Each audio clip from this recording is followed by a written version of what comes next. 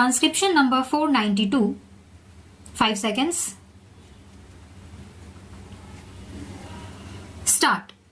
Sir, I should like to deal with some of the recommendations of the committee, particularly their observations in regard to closer coordination between the central government and the state governments.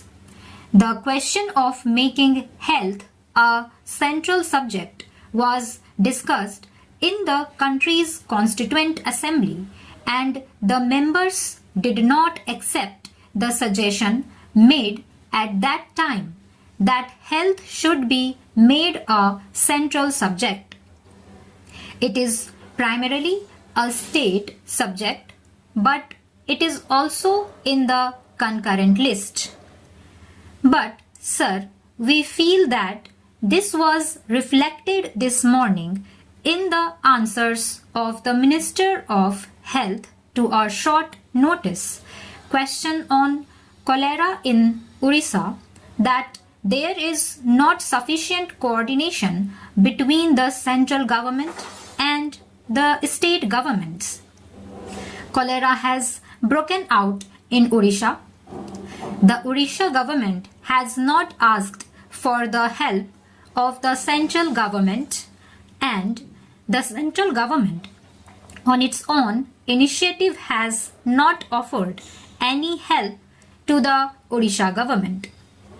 That was brought out in the answers which she gave this morning.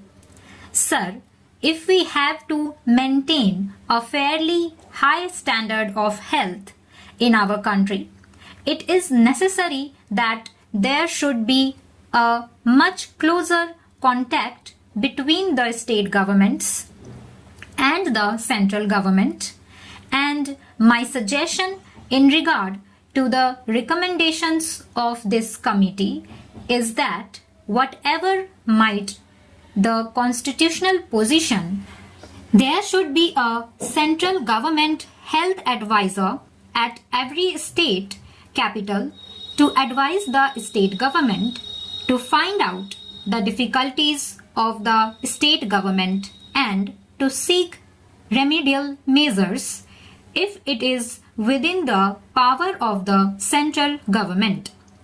The committee makes a suggestion about regional directorates that may not be feasible, but certainly it is possible for government to appoint an advisor to represent it in the state capital.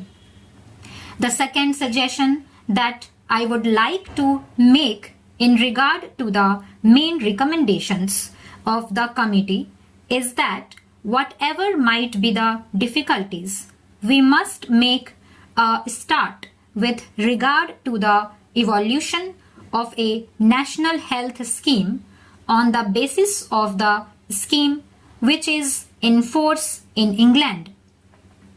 In England, any person who makes a contribution of 5 shillings a week can get all the benefits under the National Health Scheme.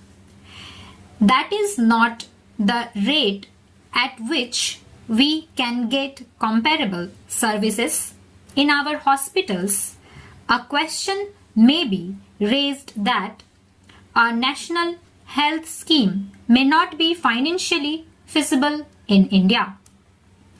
The committee has made a recommendation that the Life Insurance Corporation, for example, should periodically check the health of persons who get themselves insured by the Life Insurance Corporation. If this recommendation is accepted, probably life insurance business will lapse because many people are afraid of getting themselves examined by the Life Insurance Corporation.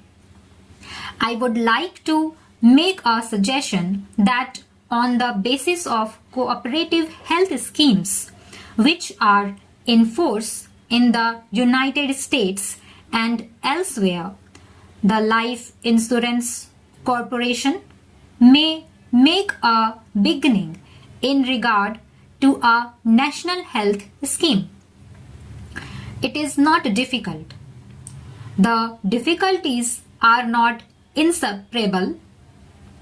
The Employees State Insurance Corporation is going to add about 11 lakhs in the state of Gujarat this year, and if the 11 lakhs are added to the number of those who are getting the benefits of the employees state insurance scheme at the end of the next year, there will be as many as 83 lakhs covered by that scheme. If that is possible, under the employees' state insurance scheme, it is quite in order for one to make a suggestion that the Life Insurance Corporation should make a beginning in this direction.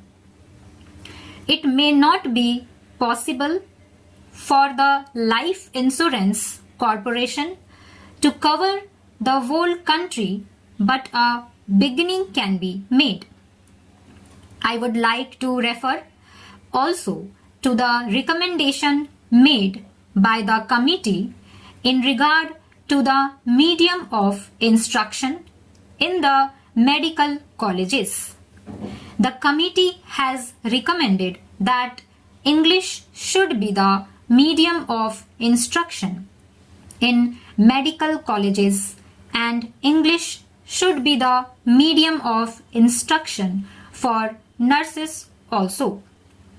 I am not in agreement with the committee's recommendation that the nurses should be taught in English.